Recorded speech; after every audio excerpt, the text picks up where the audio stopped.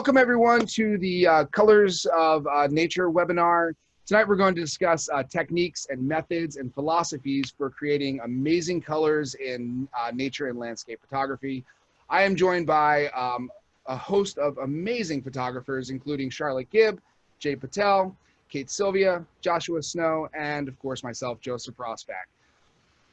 Each one of us will give a presentation this evening that will be about 15 to 20 minutes in length, talking about different techniques that we use both when shooting images and processing photographs to create an amazing color palette in our photographs. We're going to start off tonight with a little bit from Jay, who's going to tell us about the theme of vibrant colors in nature photography and a little bit about visual wilderness. So Jay, if you want to just jump in and say hello to everyone and tell us what we got going on tonight, sir. Hello, guys. My name is Jay Patel, and I am a landscape photographer. I am owner of Visual Wilderness along with my wife, Reena Patel. And what we are going to do today is we're going to do a presentation from every one of these panelists showing us how they capture and post-process colors. So let me give you guys some background about what we're here to do, okay? So fundamentally, when you take a photo, you're capturing two things. You're capturing light, and along with light comes color, okay?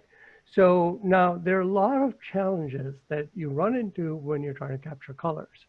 One of the challenges is, first time when you point a camera at something, how are you going to photograph what you see in front of you, all right? So we are going to go ahead and start off with that.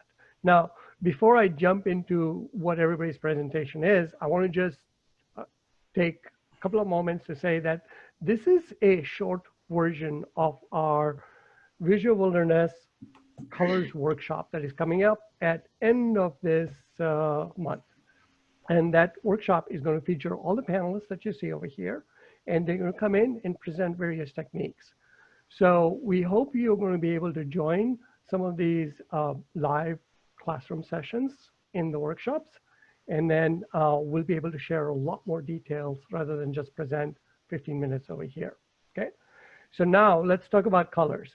Colors in landscape photography are hard to capture, right? We all want to see those excellent colors that are all over the place, but they're really difficult to capture at times. So first thing when we landscape photographers go out there is to be able to learn how to capture colors, and those colors need to be captured in camera first, right? So my presentation and Reena's presentation is going to be about capturing those colors in camera. Well, it's not just enough to capture colors in camera. Once you start capturing colors, you need to know how those colors translate into emotion, how they translate into drama, and that's where Charlotte Gibb comes in. Charlotte is going to talk about how to organize colors in your photographs so that it creates a harmony, it creates emotions that you see in your photograph. Now, once you capture the colors and you have organized it correctly, and you come home and you open the photo on your computer and you say, wow, that's really not what I saw in the field, right? Exactly how many times it has happened to us. And then you kind of look around and say, I'm not a Photoshop expert. What am I supposed to do with all this? Well, Kate Sylvia is here to actually go ahead and alleviate that problem. She's going to talk about post-processing those colors with plugins. So even if you don't know much about Photoshop, you can still do a lot with your photograph and perhaps get published. So the next step in post-processing colors is to bring out these brilliant blues and yellows that you have seen. And Alan Shapiro is going to be able to talk us into taking those raw files and just how to create virtual copies and bring out colors that are just totally out of this world. We're not talking about oversaturated HDR look. These are stunning colors. If you haven't checked out Alan's website, I highly recommend you do so. And then we have our two resident experts, Joseph Rosbach and Joshua Snow. They both have different techniques for processing colors. Joseph is going to show you how to process colors dynamically, dynamically adjust color balances, and how to smoothly blend those color balances together to create a image which looks as if you're looking out of the window. And then Joshua Snow, he has an awesome tutorial called Dodging and Burning on Visual Wilderness, and he's going to teach us and talk about today how to dodge and burn with colors, not just light. And this is going to take your photos with flat looking colors or no colors at all, or too dark or too light, and bring out those phenomenal colors that you see in his photographs, like the one you see in his background image over there. All right, so that is what is on agenda today. All right, Joseph, back to you. Okay, thank you, Jay. Very well said. It's going to be a great night. Before we get started with the presentations, I'd like to call on each one of our photographers individually so they can just tell the group a little bit about themselves, their experience in photography, and what they love about it. So Charlotte, you are right next to me in the window. I'll have you go ahead and go first. Thanks, Joseph, and greetings, everybody. And thank you, Joseph and Jay, for putting this together. I'm really excited to be here and also looking forward to our workshops in a couple of weeks. My name is Charlotte Gibb. I'm a graphic artist by trade and by history, but I've been doing landscape photography for about the last eight years, I guess, at this point. And it was not as easy of a transition as you would think, even though I was used to using Photoshop in my career. Using Photoshop as a landscape photographer is very different than using it as a graphic artist. So it was, in a way, a different learning curve. So a lot of my work, if you follow me at all, is a lot of the work I do is intimate landscapes. I focus on doing small scenes. And those small scenes require creative use of color because they can't really rely on big flashy skies and really dramatic scenes. They're quiet landscapes. And so a lot of times the way I use color is very, very quiet and very simple, because the theme of doing an intimate landscape is to keep it very simple and to eliminate distractions. And color can be very distracting if it's not done correctly. So I can talk about how to create harmonious colors that work together, how to simplify color, when to go crazy with color, maybe when to show some restraint. So that's what I'm going to be talking about in the workshop, and I'll be showing you some examples here a little bit later of some of those ideas. And anyway, Joseph, is there anything else that I should be covering at this point, or do you want to pass it on to someone else? No, Charlotte, thank you very much. That was very good. I'll pass it on over to Alan next. Hey, I'm Alan Shapiro, and like Charlotte, I come from the world of advertising and marketing. I continue to be a chief creative officer and a chief marketing officer, but as you can imagine, it was a very stressful job. The clients are challenging, so a good friend of mine gave me a camera about 10, 11 years ago, and I never looked back. So I found my happy place, and the joy for me that comes from photographing is magnified by the joy that comes from sharing. So I just decided right from the get-go that as I was learning, I was going to share everything that I knew or was learning along the way. I've gotten quite lucky. I shoot for Apple and General Motors and Scholastic and a whole bunch of clients and Real Simple Magazine. For me, there is a professional side and then there's a personal side. And color is very different depending when you're working with clients, because sometimes you need to be more exact, more precise, more true to life. But then the personal side comes in, the emotional side comes in, and that's where we can have fun and we can experiment and we can make things that make us happy rather than replicating things. And for me, it is incredibly therapeutic. This continues to be an ongoing adventure where the more mistakes I make, the more fun I have. So I'm hoping to be able to share that, and that's what we'll be talking about later. Nice, man. Can't wait to see your images, Alan. Thank you so much. Kate, you're up, dear. Right. Hello, everybody. got a little tired of old Earth here, so I'm on Tatooine for the night. There's no Corona here, and they got an awesome cantina, so Nice. I'll be there later. I have a bit of a different background, I think, than everybody else. I started out on the science side of things. I've got a marine science degree. I used to swim with sharks and wear boa constrictors around my neck for a living, and worked in the environmental field. And I actually got into photography almost by accident. My husband kept moving us from place to place, and I kept having to quit my career. So it was like, okay, what do I really enjoy doing that I can do anywhere, even if it's just a hobby? And so I picked up photography, having never done anything but point and shoot photography before. And my first roll of film was an embarrassment. So, hey, we all start somewhere, right? But I took off with it. I fell in love with it, the whole art form, and eventually just started to share that. I started sharing it with camera clubs and doing presentations and things like that, and found that I really enjoyed teaching it. So here this evening, I'm gonna kind of walk you through a little bit of before and after, or some of the images that I'll be going into much greater depth at the end of the month here.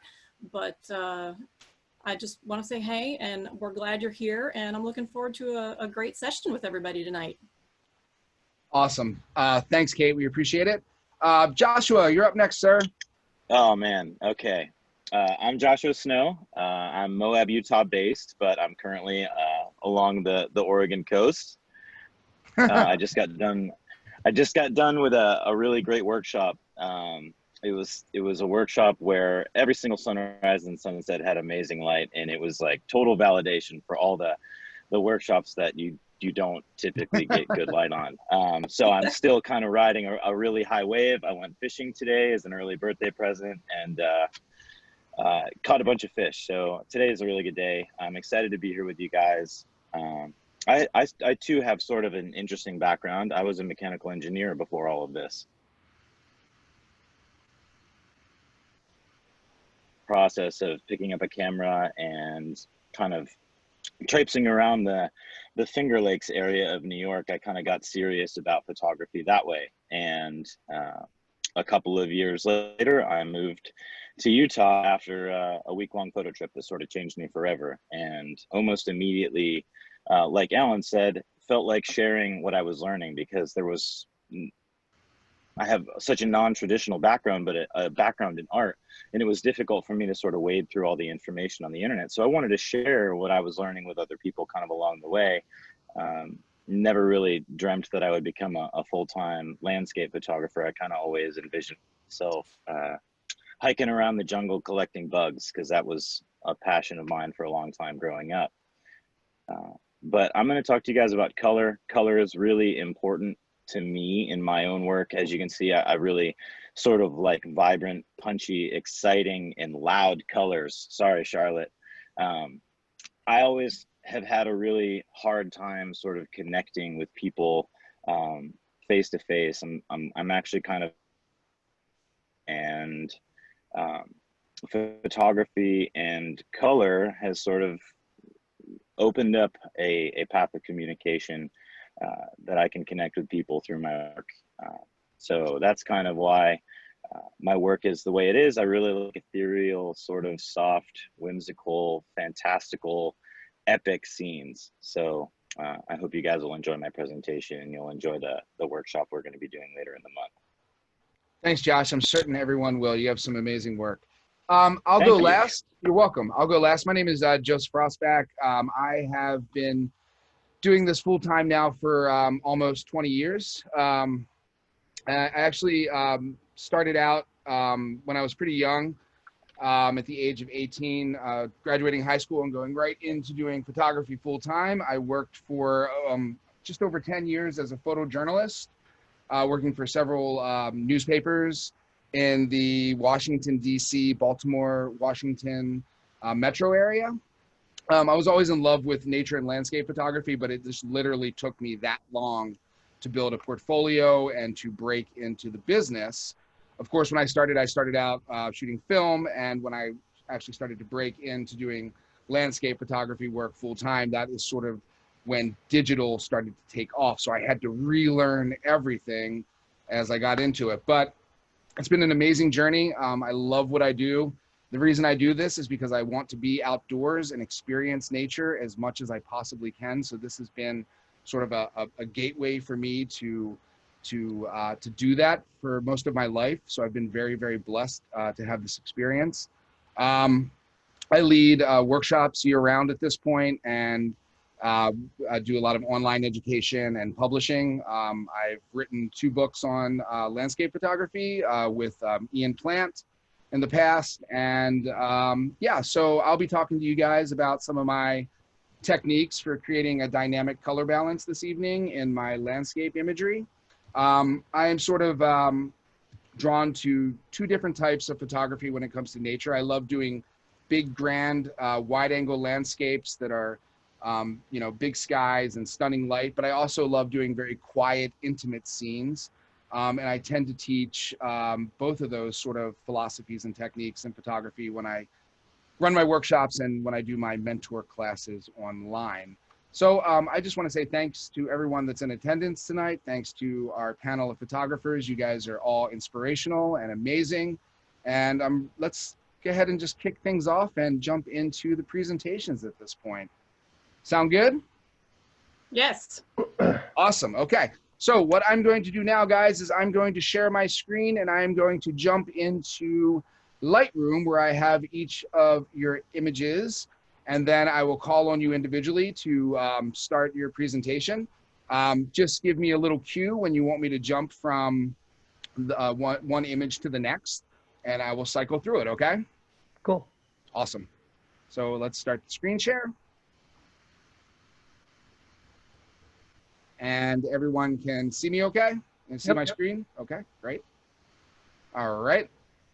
Well, I guess we'll just go ahead and go down the line. Actually, I'll start with Jay, because Jay's is a great one to start out with, because he's going to be talking about techniques that everyone should be thinking about when they're out in the wilderness capturing their photographs, because that is really where it all begins, is capturing a great image with great light and great composition. And so Jay's going to go ahead and kick us off.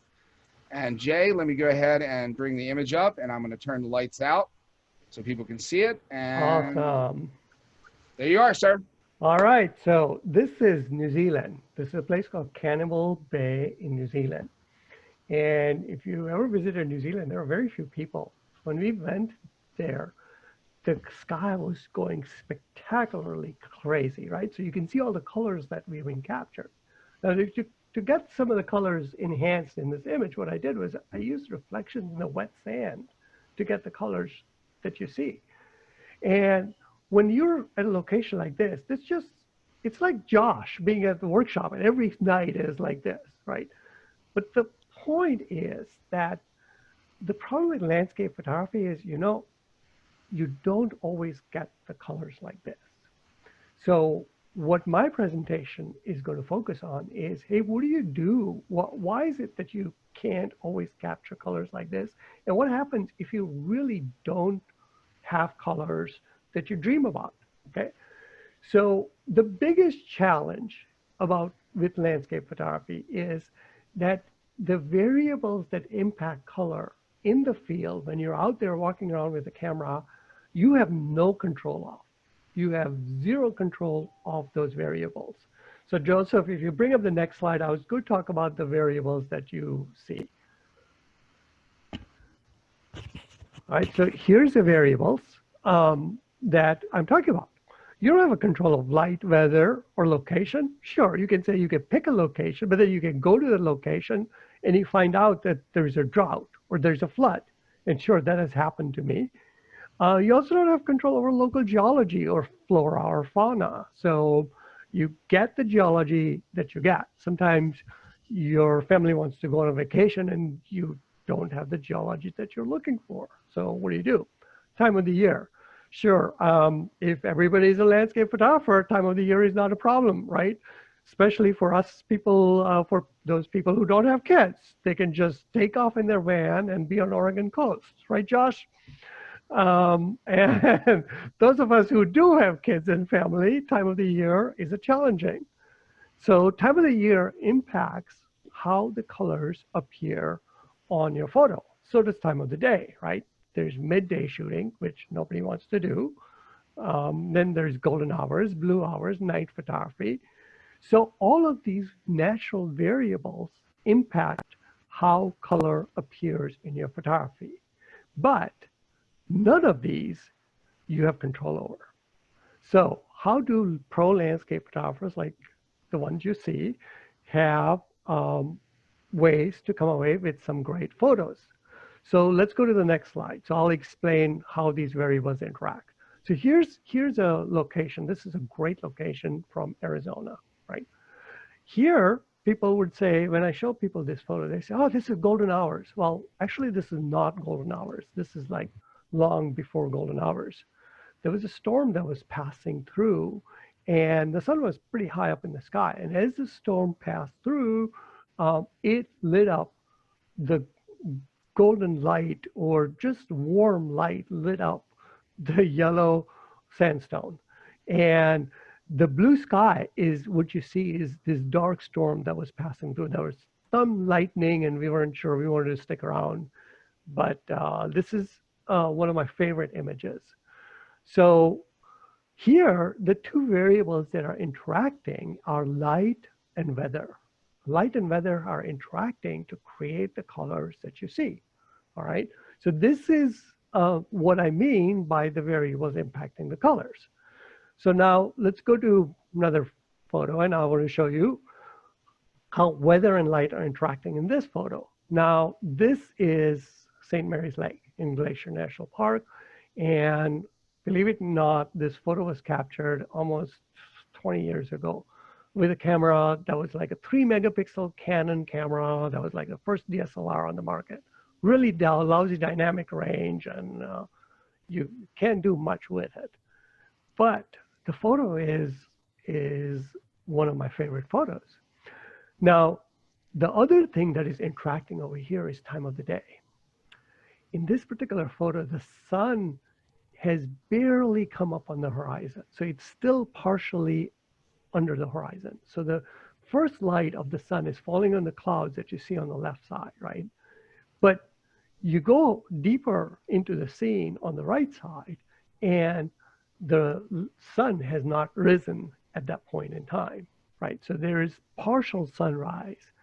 Now, this is what we call just the start of the golden hour. So you can see the colors, right? Now, if I waited like 10 minutes, the colors totally change. So let's take a look at the next image.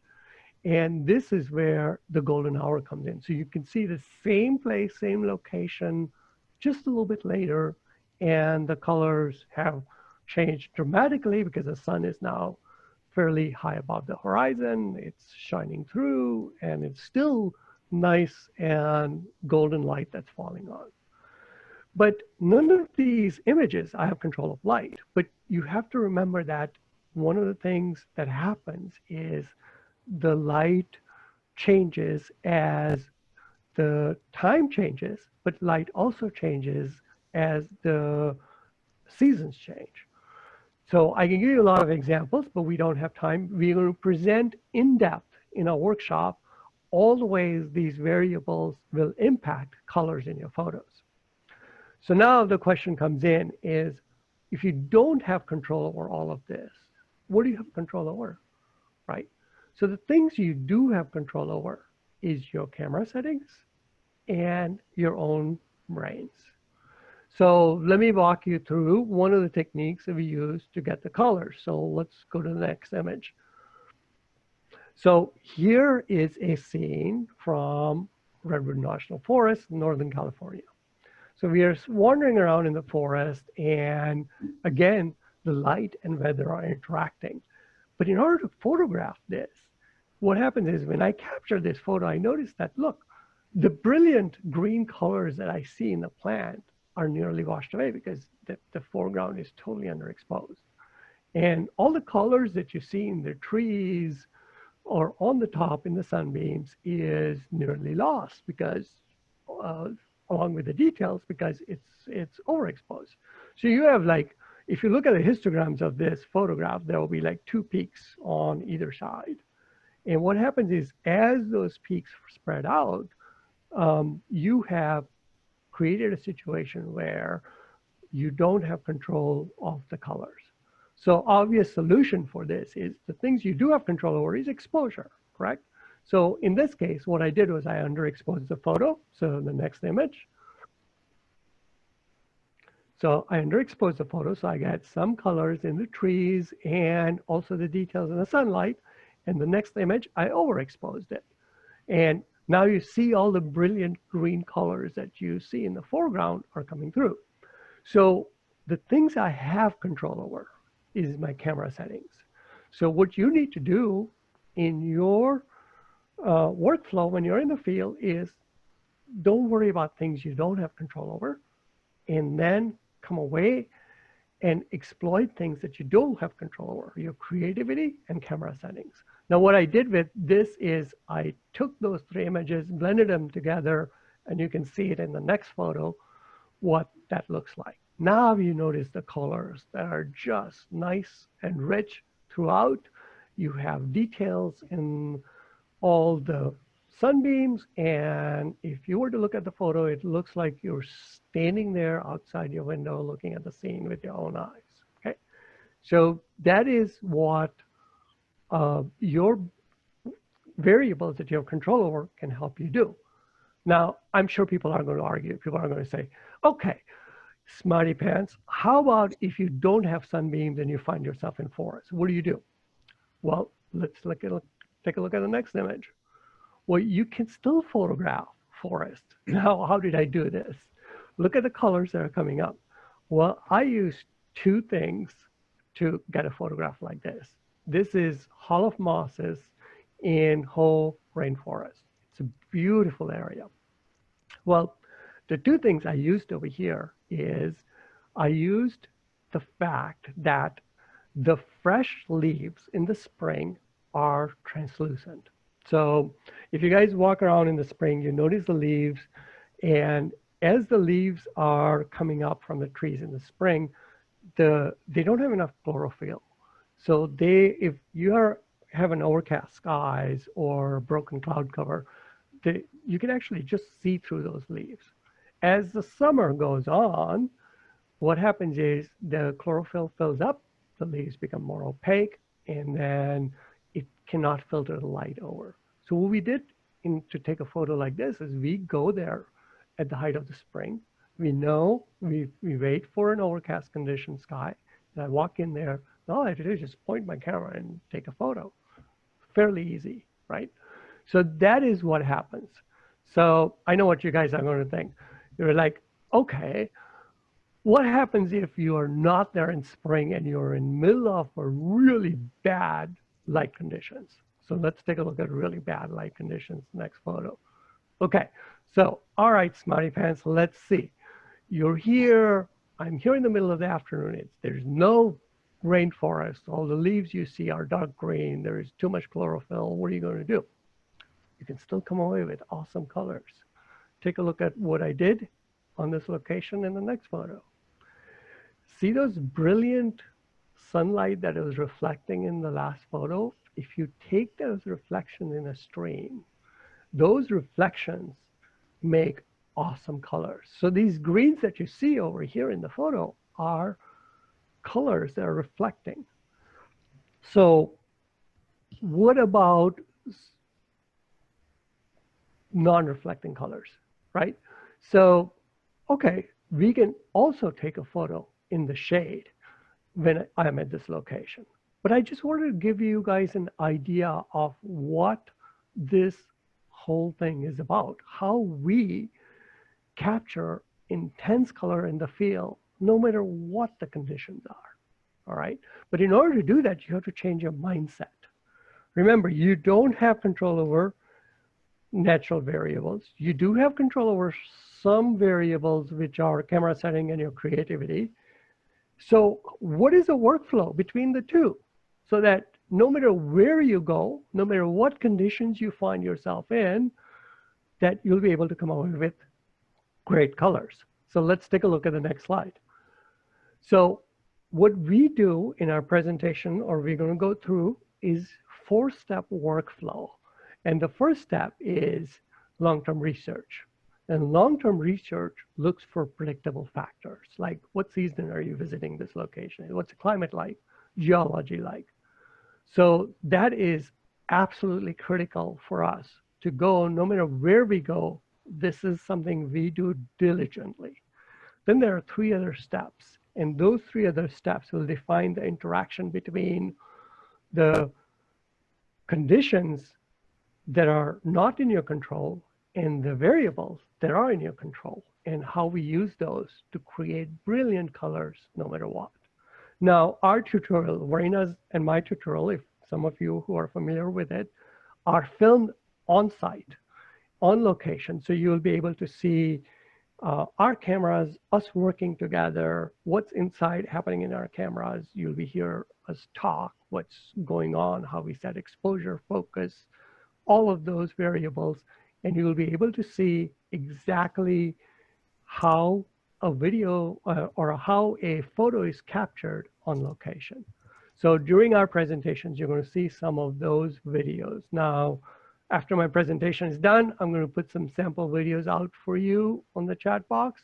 You guys can see how we present it. We actually have a film crew that follow us a lot of times, and they will be walking around us as we talk and film and capture everything and come away with a live in-camera, on-location photo. It's like watching a movie on location.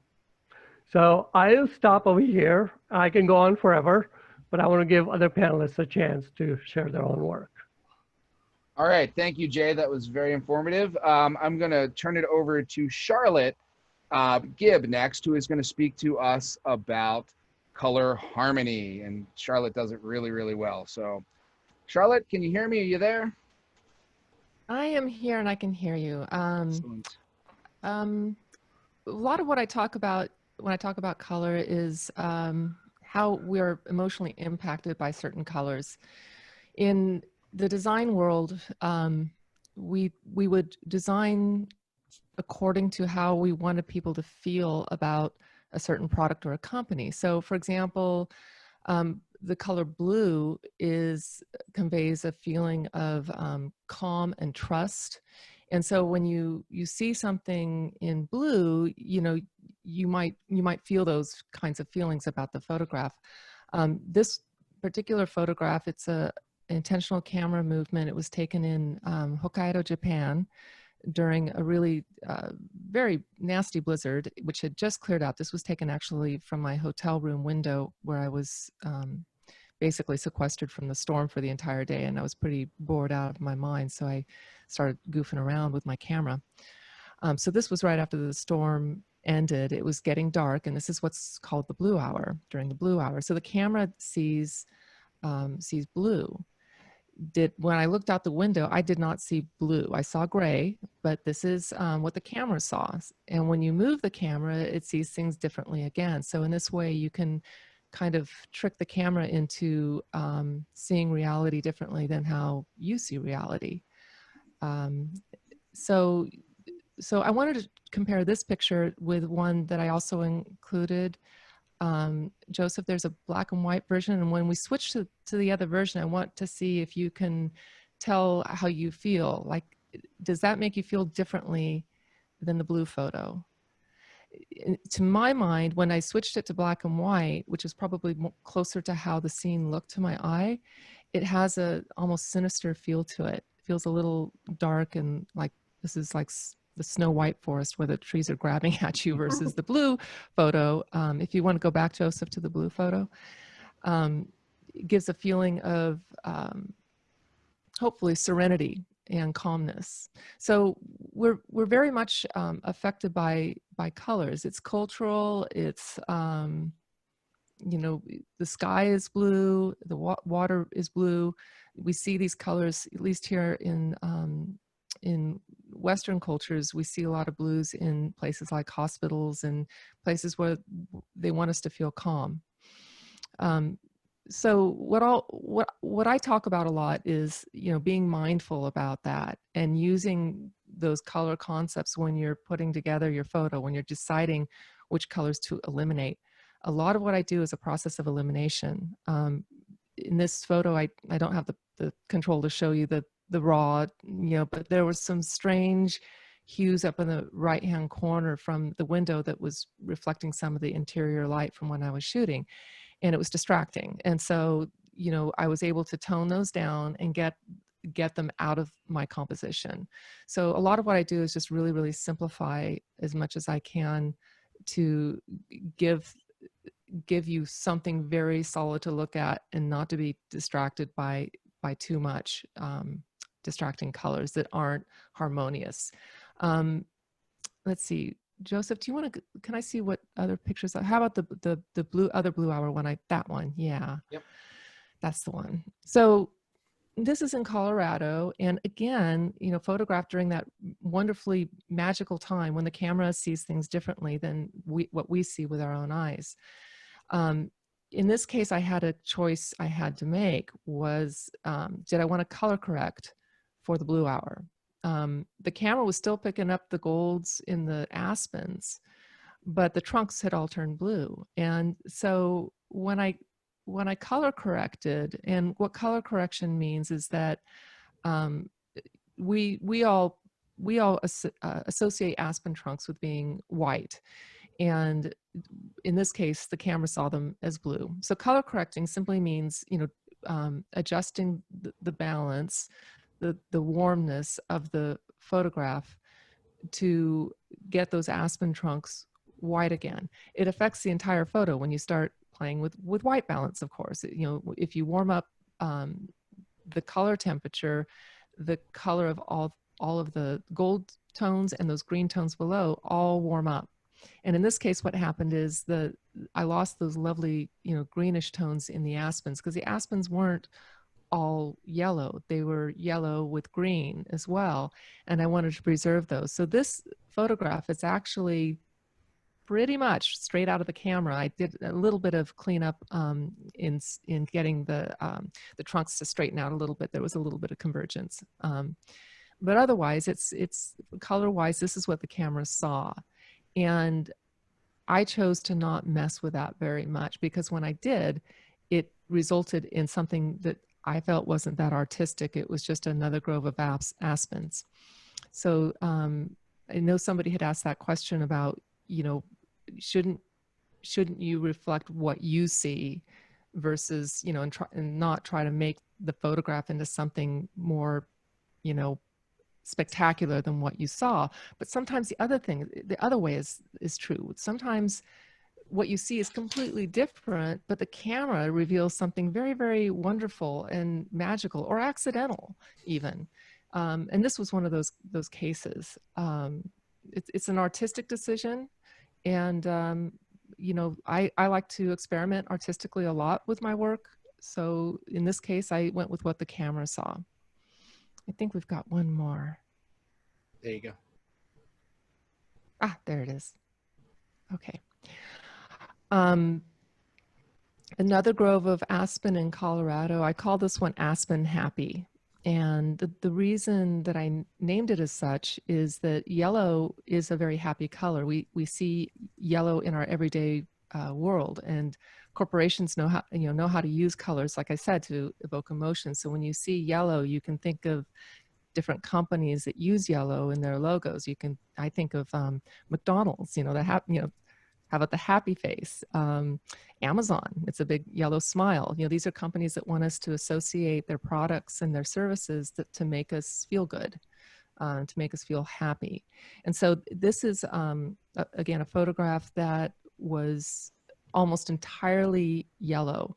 The light had been dappled all afternoon, and I waited and waited and waited for the clouds to put the foreground trees in shade, but still light up the background.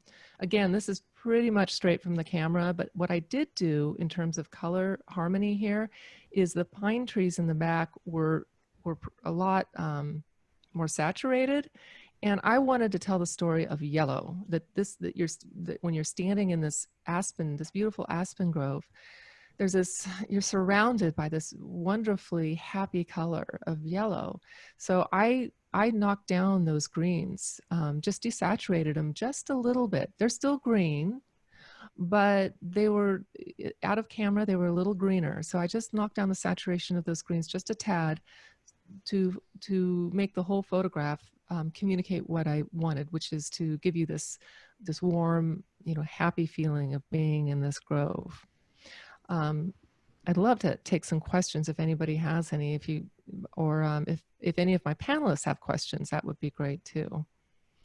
Well, Charlotte, I just want to say that I think that you use color really, really elegantly in your images, and very, very subtly as well. And it's very beautiful.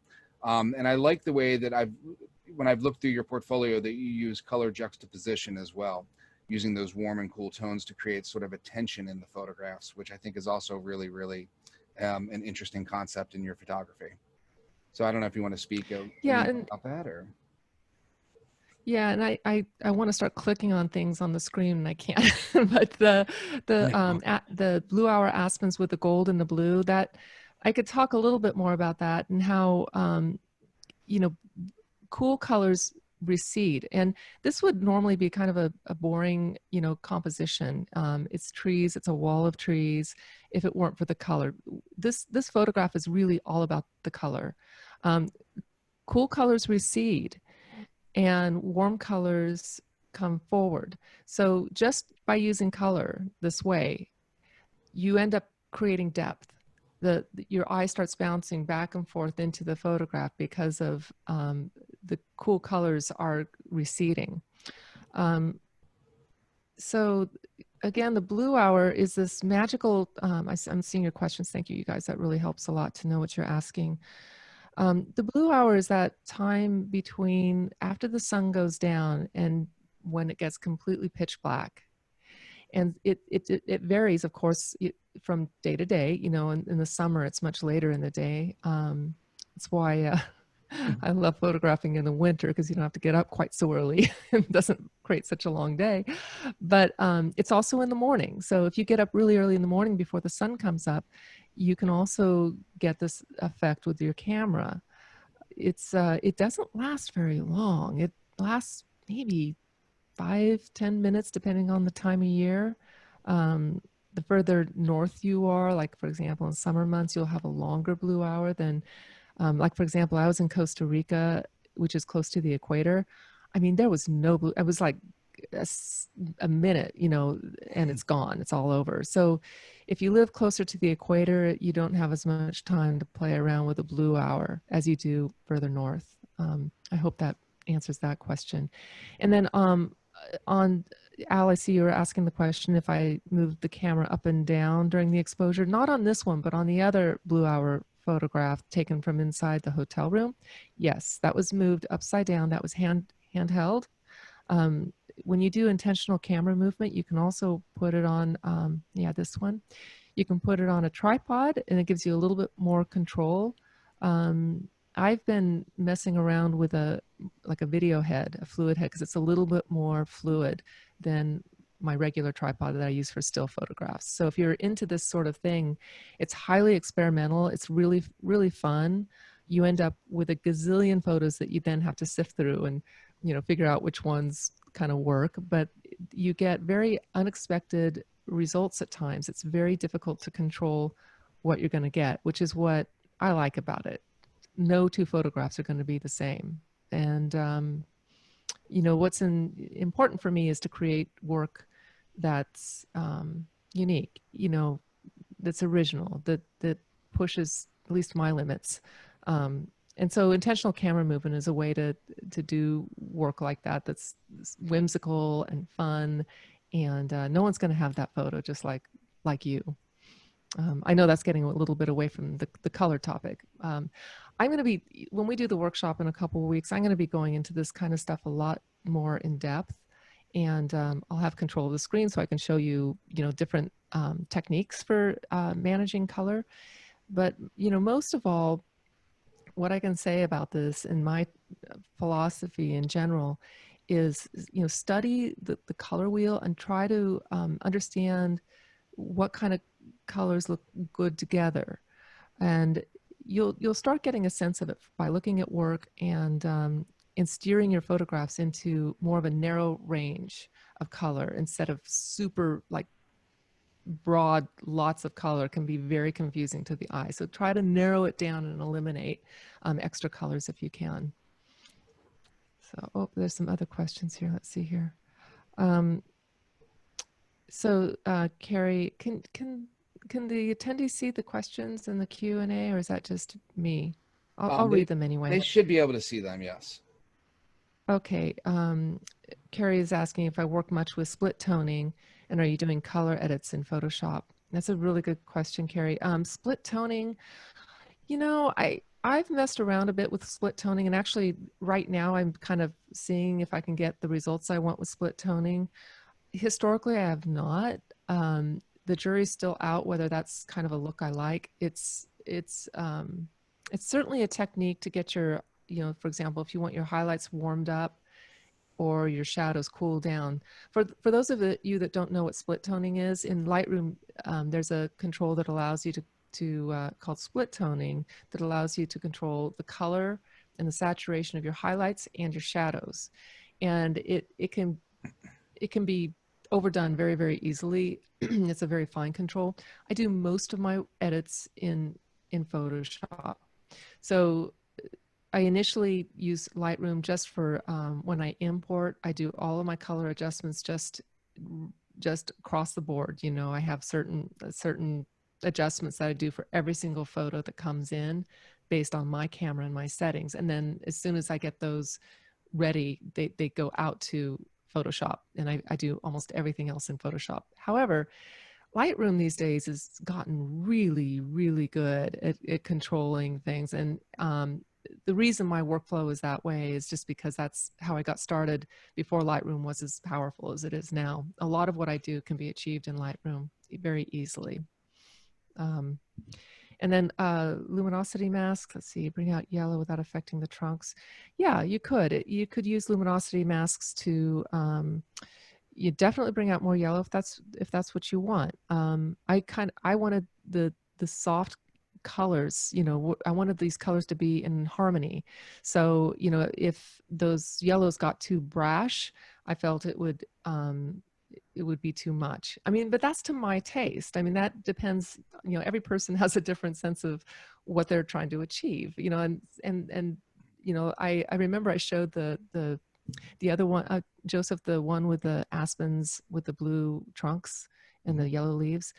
That one, I remember, I had to ask Michael Fry. It's like I had to have permission. It's like, is this weird, to just leave it like this? I like it. And it's like Michael gave his blessing. It's like, no, you can leave it that way. He goes, but I think you need more color in the aspen leaves. It's like, no, I like them that way. So it's a very individual thing. It's very much to your taste. And that's why you have, 5 panelists sitting here talking to you about color, and we all have our different approaches and our different preferences. And that's what makes it all so beautiful and wonderful, that we all have our way, the things that we like to say with our photography. And no one's more right or, correct. I'm not any more right than anybody else about this. I mean, someone might look at this and just go, ick, what were you thinking? Even those trunks flew. But to me, it's interesting. So, that's what makes landscape photography so much fun, is everybody has their own personal view of these things. So let's see, is there any more questions? How do you plan for the exposure? Oh, well, that's a long question. That's a long answer. But like, for example, in this exposure would not have been possible if there had been even a breath of wind, because this was a long exposure because it was getting dark. And when you're photographing trees, wind is a 4-letter word, because any kind of breeze, and now you've got movement in your leaves, and it doesn't work. So I had lots of fails before I got one where there wasn't anything moving. lots and lots of fails. And time, time was ticking away. So it was getting dark. And I finally was able to get one where the leaves were still and it all worked. So that's a really good question. Timing is everything, planning, and just really knowing your camera like the back of your hands, understanding the exposure triangle, ISO, f-stop, and shutter speed, and all of and moving those three around according to what's happening in the environment at that moment. And having the patience of a Zen monk. Yeah. The thing that really takes patience is photographing, say, dogwoods over a moving river. It's like, oh God, my yeah. gosh, Yes. Yeah, that's definitely. So I think that's it, unless anybody has any other questions. Okay. Thank you, Charlotte. That was a great presentation and beautiful, beautiful images. I'm going to jump over to Alan Shapiro next. Alan, are you there, sir? I am. Awesome. Hey, yes. So I'm going to start with a question for everyone. Does your mood affect your image, or does your image affect your mood? Mood affects my image. Your mood affects your image. Yeah. Okay. So if you're in a bad mood, you're going to come back with crap. Maybe. Well, I may it depends. I may shoot something that's a little darker. If I'm in a good mood, it may be a little lighter, a little brighter. I think that my mood definitely influences the kind of photographs I take when I'm in the field at times. This is Joe speaking. That's just me personally. Yeah. I second exactly what Joe said. I'm totally opposite. I'm impacted. My images impact my mood. It's a crappy photo. I'll be like, yeah, I need to go back. Okay. I like to say that if you string all my photos together on a string and you looked at them all at once in a big gallery, you could kind of tell my mood by how the photo was processed or what colors I really pumped up in the photo just based on my mood. Right. It's kind of a graphical timeline. Yeah. Yeah. So, and if we think about, the world we're living in right this second, not to get, morose or anything, these are some challenging times where we could probably use a little brightening of all our days, right? I mean, there's a lot of stuff going on. And so I think for me, where I start, because I am incredibly empathic, and so I find myself taking on bigger feelings, and it definitely affects how I shoot. And then I also find that when I go into my post-processing, I can change that. Now, I had the good fortune of working with this company back in 1990 on my advertising life, named Adobe, when they launched this product called Photoshop. And so we were very early on in the beta testing and all of that. Even though Lightroom was created in 2006, I wasn't shooting as a photographer. I was just coming up with ideas and hiring other people. So I didn't start working in Lightroom until 2010. But between 2010 and now, I bet I've logged tens of thousands of hours. I shoot every single day. It's a creative exercise regimen. It is a stress reliever, as I've said.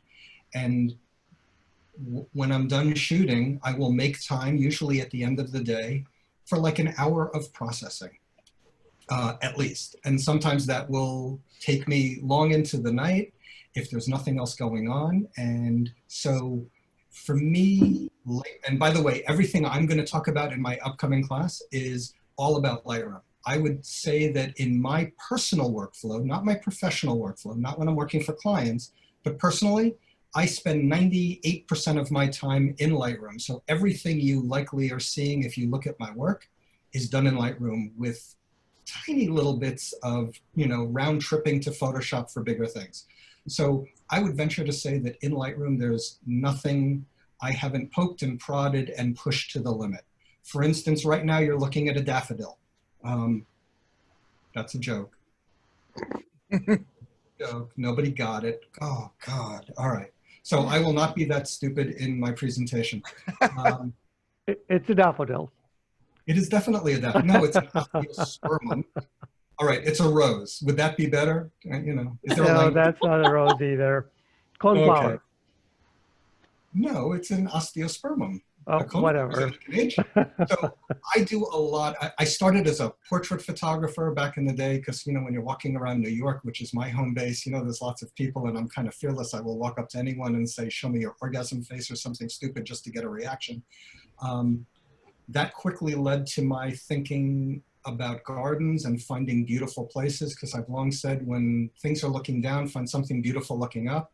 And again, I am drawn to bright, colorful things. That's not to say that I don't have a moody side and I love working in black and white, but in a couple of weeks, I'm going to take you through every single step I take in Lightroom to make an image look like this. And if we go to the next image, hopefully, can you jump for me? So this is a raw image right out of camera. This happens to be an Echeveria. And Joe, if you'll cycle through the next two images and then back. So like, here's creative sketching and go one further. Go one further, there you go. So now go back and forth. So this is sometimes what I'll do. I'll look at an image in camera and I'll create a couple of virtual copies and then I will start playing, because what I remember and what I feel are two different things. And sometimes I want to recreate what I remember. And so I will go to a more accurate place. And sometimes I will just take it to a moodier place. So here's another set of questions. And I am not going to be at all technical, but there are things like, you know, complementary colors that most of you know about, but do you know about tetratic colors and triadic colors and analogous colors and the relationships? And so those are all things to explore. And we can do that in Lightroom very easily. And I'm going to show you how to do that. And I'm also going to teach you the difference between using saturation and using vibrance. The headline there is, let's leave saturation alone. We should just take it away. I'm going to show you how to start with a really accurate, neutral, color calibrated profile, starting with your camera, and then extending through either your edit and sharing or your printing, because I happen to be on my way to trying to become a master printer, which is a lifelong endeavor. Those are very different processes, but you want to start with a neutral place and then you want to play. And so the knowing how to play, knowing what to do to achieve a certain look is something I've spent a lot of time doing. I used to, when I was first starting out, I would play the game, had they do that. And so I would take an image that I was drawn to and I would try and reverse engineer it and figure out how to replicate that. So that's some of what I will be teaching you. And then I'm going to spend a little bit of time talking you out of, don't do what I do, find your own thing. And in order to do that, you really have to start with an understanding of all of the tools that you have in your post-processing arsenal, as well as all the tools you have when you're actually at capture. And looking at and experimenting with what happens when you just work with curves on an image, or what happens when you start unleashing the power of range masking in Lightroom. And yes, a lot of it can be done in Photoshop differently, but I'm going to show you 3 or 4 ways just within Lightroom to accomplish kind of the same thing. So you can try on different approaches. It will vary by the specific images you're all working with, but I want you to have a total understanding of where to start and how to push, and when you've pushed too far, which is a very subjective call. And so we'll talk about like how we're feeling, and you know, we'll experiment a little bit. And that's what I'm gonna go. And then if we go to the last image, you know, I think the goal is to just draw you in and have you look at an image and go, oh wow, that takes me to a happy place, or it takes me to a soothing place. You know, when we look at Charlotte's images, you know, it's a totally different feeling, right, that we get as we go through each of the portfolios that you'll be looking at. And now it's really about how do we get there, and how do we go to a very specific place, either that's just in our mind's eye, or that is the way we remember it, but we're not actually seeing it on camera, because our cameras, when we're shooting in RAW, which by the way, you all should just shoot in RAW, no JPEGs for anybody. It's giving you the most neutral, the most flattened starting point. So it's up to you to draw things out. And that's where I spend a ton of time, and it brings me more joy than just about anything else other than watching my kids, you know, grow and flourish. So now it would help me if you had questions, because I wasn't prepared to talk all that much. If you check the chat box, Alan, you should see any questions that come up. I think there are probably a few in there. I'm looking now. I can ask you the questions if you're okay, Alan. Yeah, go ahead, please. There's one question that says, what camera and lens do you use? I shoot Fuji. I shoot with a GFX 50S and 100S, and I also have an XT3. So sometimes I want to travel light, and sometimes I am shooting where I need, for professional work for clients, the biggest file imaginable. And you know, sometimes I carry it all. The other question is, how much time per image do you spend? How much time do you spend in an image? In post-processing or in shooting? In post-processing. I could post-process an image in it's like name that tune. I can name that tune in 3 minutes, and I can sometimes spend an hour or more, but that's when I'm experimenting. Again, I think once you know the tools available, then it's really, you know, is it for your own enjoyment, or is it for a very particular client? And that's where it gets a little bit more time consuming. So the other question is, of the 3 images of the flowers that are the same, which is your favorite? Oh, it depends on the day. So here's the thing, I keep, you know, I've got 3 books of flowers out, and the one that I have yet to release is the color book, because I have this acute case of perfection paralysis. And every time I look at my portfolio, I am totally disgusted and I want to start over completely. I don't know if anyone else can relate, but it is paralyzing, and it's also kind of humbling and liberating all at the same time. So I can't have a favorite, because I just want to start over and I want to do something different. And so the other question that I have, Alan, this is from me, is that in your post-processing workflow, you are going to show how a color checker can be used to start off from a neutral point, correct? If people would like, absolutely. Yeah. Yeah, that would be a good place to introduce a color checker and how a color manager workflow is essential. Yeah. For I'll give like a, you know, I'll devote a good amount of time so you understand the theory. Right. And I think at a later date, I have some, you know, I happen to be an X-Rite Colorati, which is one of their, that's what they call their ambassadors. So right. I could talk for hours on color management, but I think I'd rather talk about processing in this course. So sounds good. Alan, I have 2 questions here that are in the Q&A if you want to take those real quick. Okay. Okay. First question is from Ted. Do you ever use filters when shooting? And if so, which one do you prefer best? I don't. There are times I will, you know, unless I'm shooting. So a lot of my work lately is macro work. Mm-hmm. And so unless I'm shooting water lilies in a pond, where I'll add a polarizing filter. Yep. I don't shoot with any filters whatsoever. Okay, thank you. And the other question was, do you like to use lens babies with your macro work? Never. No. Just personal preference. Don't take it as anything other than, I mean, you know, I think we should know all the tools available, and then we should decide, you know, for the same reason I don't do, you know, carving with chainsaws. I'm going to report you to Anne Belmont. She knows. We've had, you know, we hug it out. Hug it out. Yeah. All right, 2 more questions and then I'll move on. It says, Alan, you mentioned the raw file outputting a very flat file. In your in-camera configuration, how do you configure your profile? Do you reduce contrast, for example? Basically, they're asking what kind of picture style you're using, although it doesn't matter if you're shooting a raw file. So I have probably 4 or 5 different personal styles set up in my camera. Sometimes, and you know, it will vary, just like we change our white balance depending on the environment and the time of day we find ourselves shooting, because I keep a camera with me all the time. And if I have free time at lunch and it happens to be high noon, yes, I'm going to reduce my contrast, because I know I'm going to inherently get contrasty images. I may cool the image down because I find it's a little bit warm depending on the time of the year. So I think it's really about understanding and really looking at what you're photographing and then saying, what is the most neutral place, and how do I get there, both in camera, less contrast, more contrast, you know, white balance.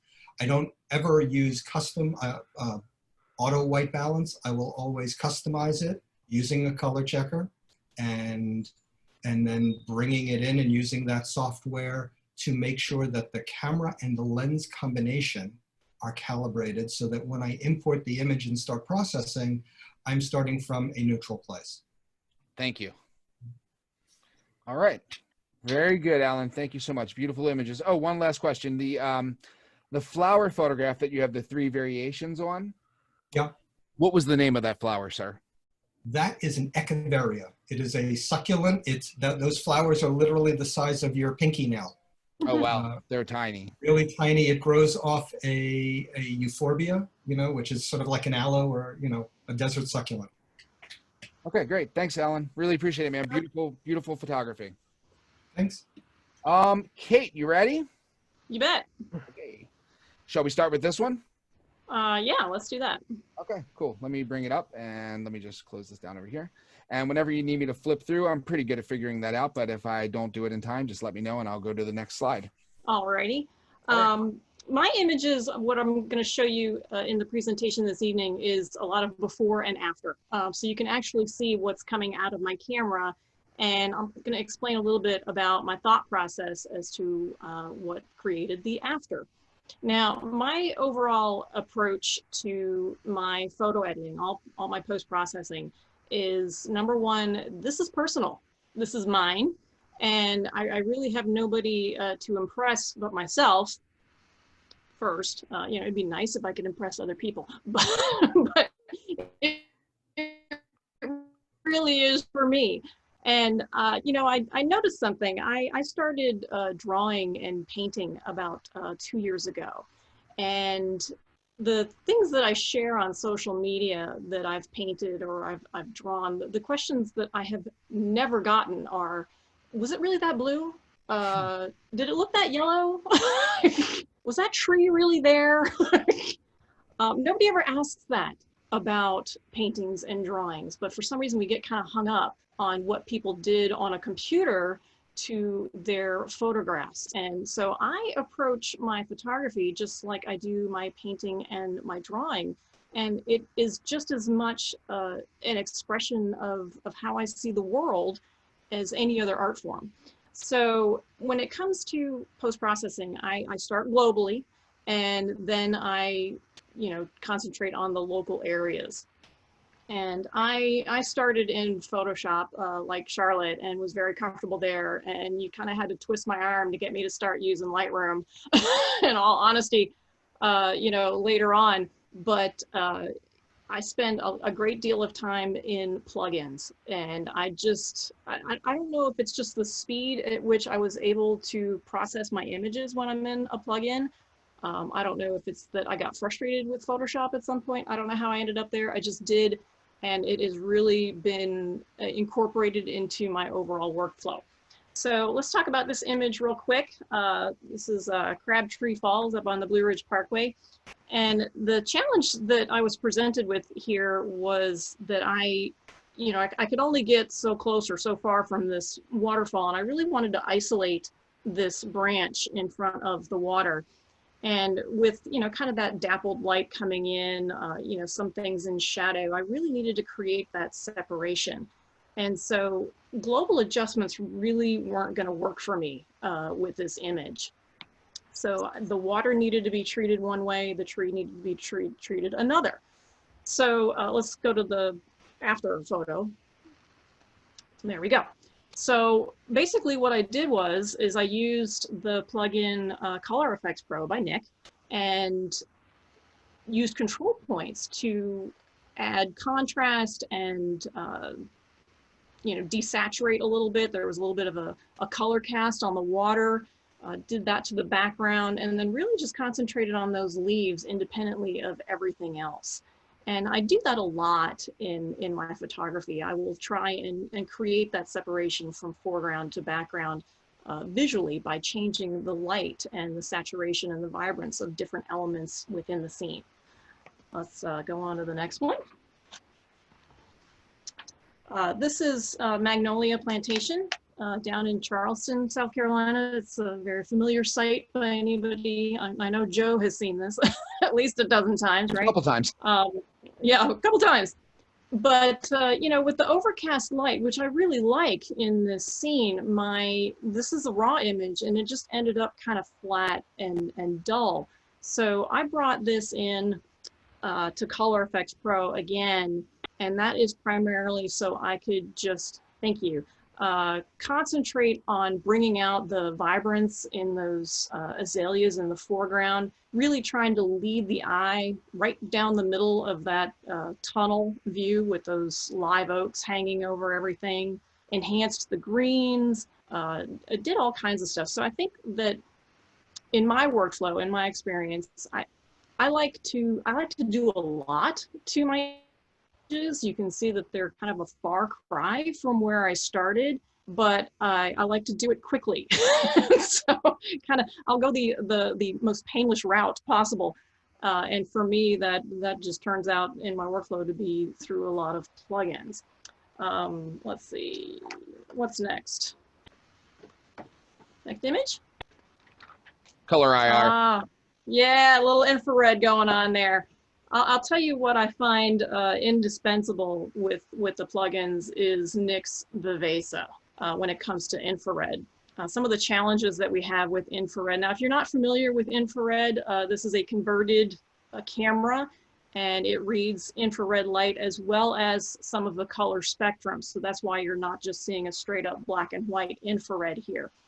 A lot of the challenges that you have, though, with infrared is that a lot of them have a hotspot. Now, this was from a point and shoot camera that I had converted, and the hotspot is basically an area, and you can kind of see it right in the middle of this image, that is just softer, it lacks contrast, it almost looks like it's a little bit more out of focus than everything else. And so that requires very kind of tight, just targeted changes to that area with respect to the clarity, the saturation, contrast, and all of that. And I think when I bring something into NYX Vivesa, which is all about the control points, it's all about kind of dropping a point right in the image, right on the pixel of that you want to manipulate, and only manipulating that part of the image. And if it weren't for Vivesa, I think, go ahead and show the after. I think, or do you have it? There it is. I think without Vivesa, that would have been the biggest headache of my life to try and do that in Photoshop or in Lightroom. I don't even know if I'm capable in Lightroom, but that's what I get with my super color 590 nanometer filter. And I think that the plugins that I use for this type of processing are just indispensable. All right, what's up next?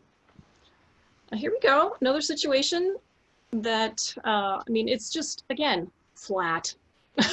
So this one, I actually wanted to treat that rock and the fern and the rhododendron petal very differently. So while I wanted to kind of add some grunge and grit almost to that rock, I didn't want that same effect to be applied to the fern and the rhododendron. So I had to treat them separately. So as you know, I would bring this into Lightroom and just do some very basic adjustments globally. And then I would kick it out immediately to something like Color Effects in order to target with control points that rock in the background and really grunge it up. And then also drop more control points on that fern and the rhododendron to bring out the different colors and tones and, you know, maybe a little glamour glow if I was in the mood. Again, that's, you know, just like Alan was saying, my mood affects my processing. You know, if I feel like experimenting, sometimes I might even turn this into a painterly image or something like that with topaz impression. So, you know, my processing, I might go over something once and, you know, come back to it several years later and go, you know what, I just don't like that anymore. And try something completely different. Maybe I have found a new plugin. I'm kind of addicted so, to try something a little bit different. And the final image was taken at Folly Beach That's the lighthouse, Morris Island Lighthouse off of Folly Beach. And we had kind of a lackluster pre-sun, before the sun actually came up. But after it did, the rays coming through the clouds were absolutely fantastic. But this is a raw image. This is completely unprocessed. And if you zoomed in on it at all, you could probably see the 20 gazillion dust spots that are all over this image. So this one needed a little bit of cloning because I really wanted to get rid of that kind of annoyingly bright spot right in the middle. And as far as the colors, what I really wanted to do was I wanted to bring out the contrast between the golden tones and the blue or more lavender tones. And so I used, again, control points with something like this to selectively add the bluer tones to the yellow tones to the rays and the sky in the background, while at the same time using another control point in Color Effects Pro to add it directly to the clouds in order to bring out the blues and purples and lavenders and things like that. So, and then of course the lighthouse needed a little bit of brightening as well. So during the workshop at the end of the month, I'll be going through these images as well as, maybe even a few more to really show you how to incorporate these types of plugins into your overall workflow, how they can kind of speed things up and be really easy, kind of one-click fix problem solvers for certain situations. And I'll answer any questions now. I really appreciate you guys hanging out here. Okay, I'll read some questions for you. Okay. Kate. Is that good? Okay. Yeah. First one, whose plugins are you using, basically? What plugins are you using? All of these were, let me look at all of them. Yep, they were all from Nick by DxO. So if you go to DxO's website, you can download the whole suite. And I've been using Nick ever since they came out with their very first one, which was Silver Effects Pro. I saw it advertised in Outdoor Photographer, and I was like, oh, that looks cool. And honestly, I have not processed a black and white outside of Nick since then. So I'll always use Silver Effects. And it's kind of my go-to workflow to go from all of my global adjustments in Lightroom. And I immediately kick it out to Photoshop, where I will open up my plugins from there. The reason I do that is so that I can have them in a layer, which makes it easy for me to come back and make changes at a later date. But Right. all of these are processed in the Nick software. And I also use Luminar, absolutely fantastic program. And I also use the Topaz suite as well. I like Impression, which does painterly looks on images, and Topaz Glow is also a fun one. Mm-hmm. Excellent. And I just noticed that Nick through DxO has released the newest version of their software, which will now allow non-destructive editing through the Lightroom plugin. Yes, yay! I checked that out. That is fantastic because it actually could change my overall workflow. So I might kick it out directly from Lightroom to Nick.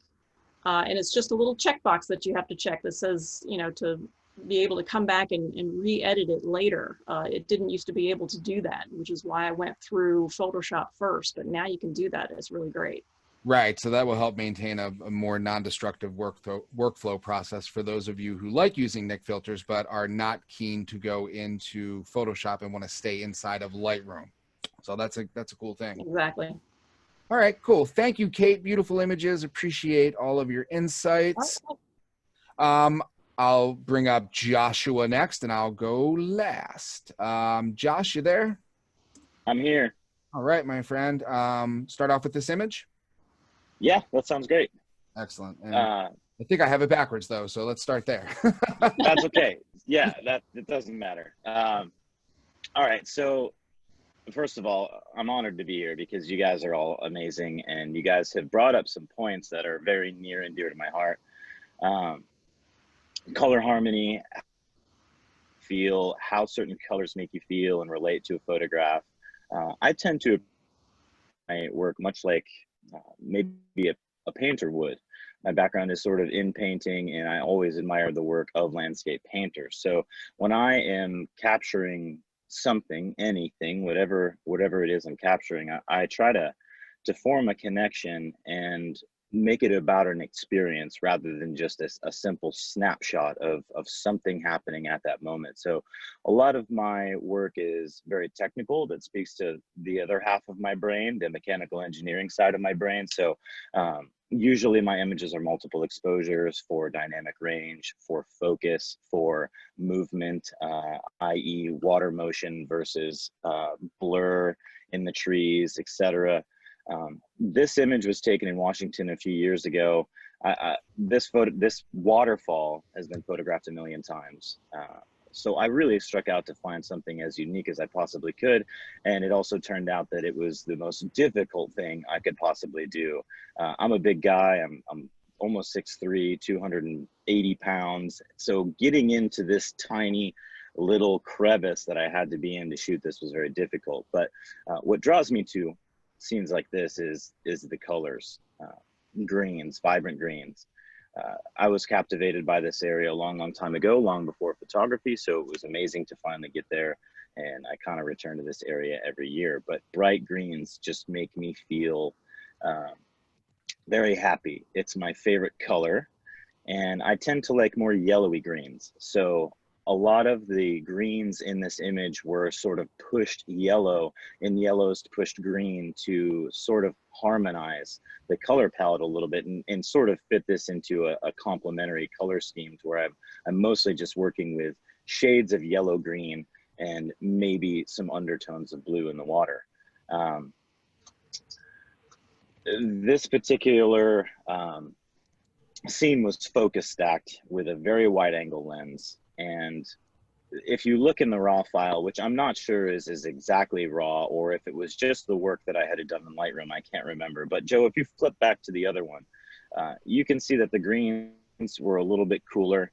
The light was a little bit imbalanced. So I tend to spend a lot of time sort of redefining a visual path. Because I approach my work much like a painter would, I tend to take a little bit more creativity or creative liberty in how I shape the light and how maybe I'll manipulate the light or color. So shifted a lot of the greens, I shifted a lot of the yellows, I tried to desaturate some of the reds, and that helped sort of push everything back toward the upper part of the frame when I began sort of darkening some of the areas that were maybe a little bit distracting. Like Charlotte said, color can be really distracting, and that's absolutely imperative to think about when you have a very busy composition, because if you have a lot of physical compositional elements that are creating a lot of textures and maybe motion, subduing the color palette can really help soothe an image out that could otherwise be really chaotic.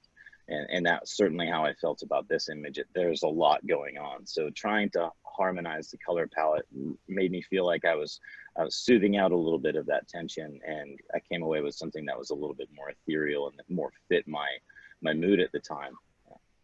I tend to form visions very quickly.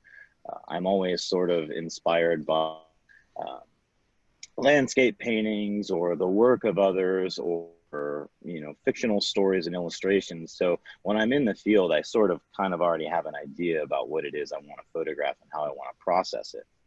That being said, sometimes the post-processing of an image is a merry-go-round, where a lot of spaghetti at the wall and experimentation, to where I don't always have a direction right away, and I have to kind of go through a few different attempts like Alan showed to where I finally figure out a directive to continue in that direction. But this one was sort of everything I love about waterfalls packed into one shot. But if you go to the next photo, doesn't matter which one, whatever one it is, this is a very different scene. This is a seascape. And interestingly enough, I was in a fantastic mood today. So the image in this case doesn't exactly reflect my mood entirely, but what this image does reflect is hope.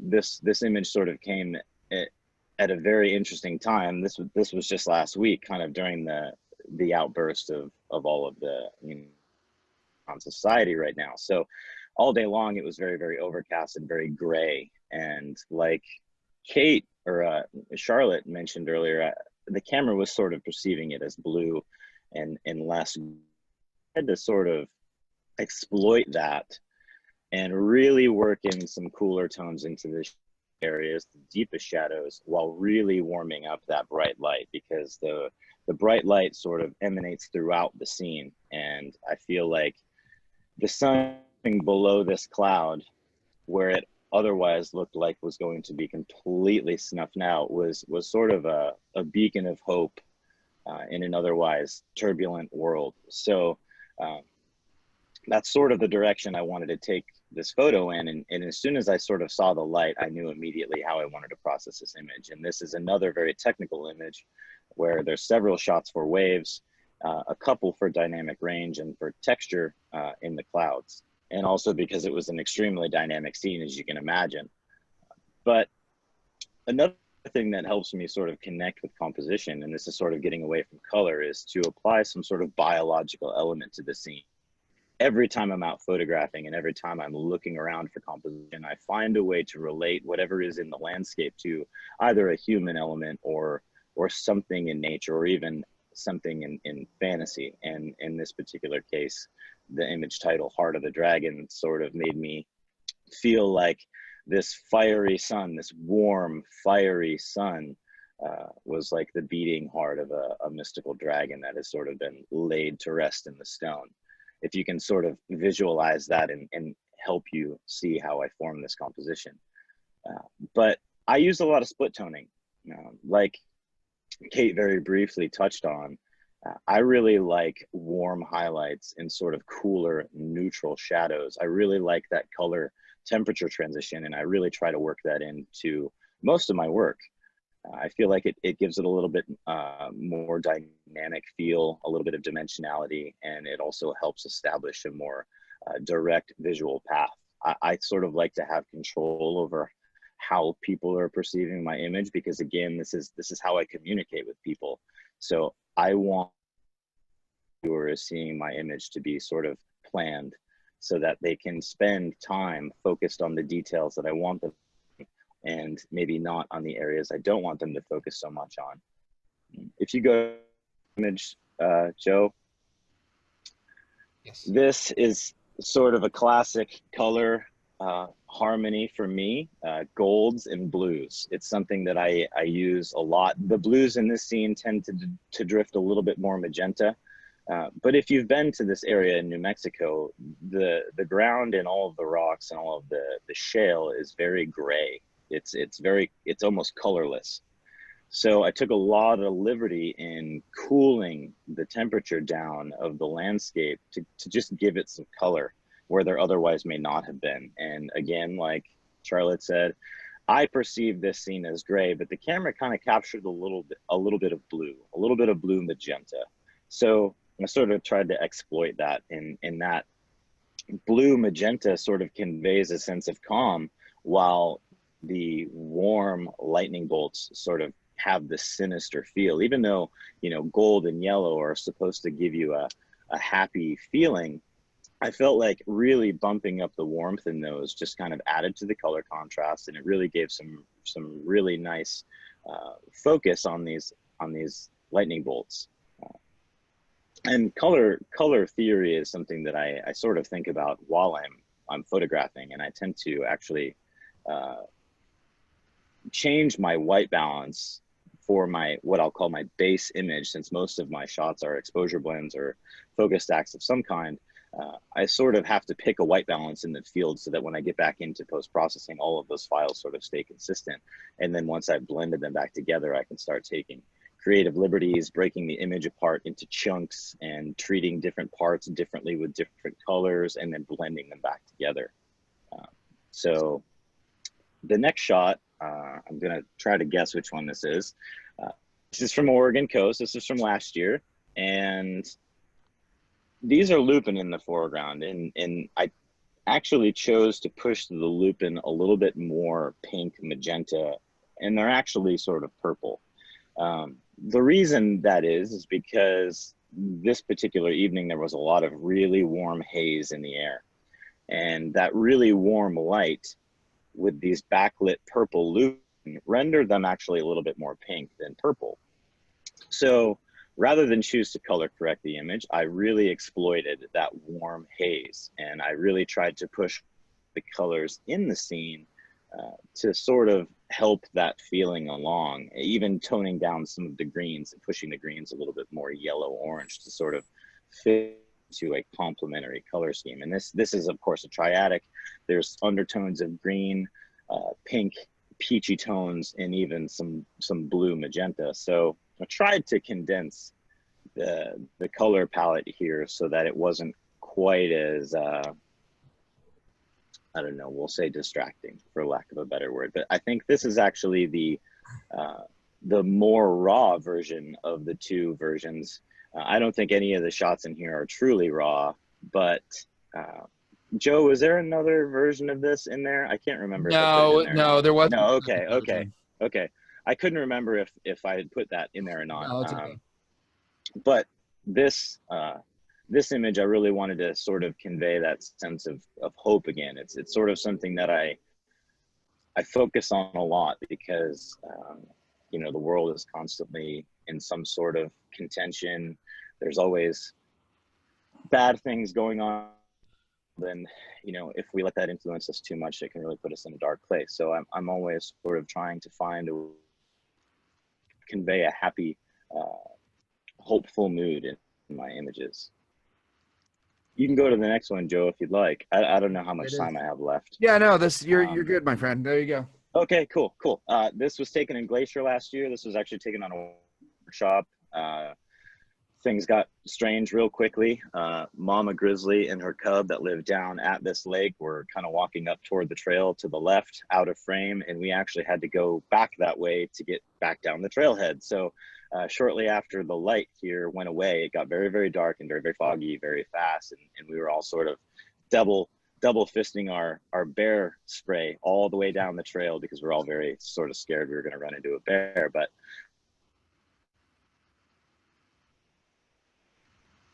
to a smaller color palette as well. Some of these flowers, a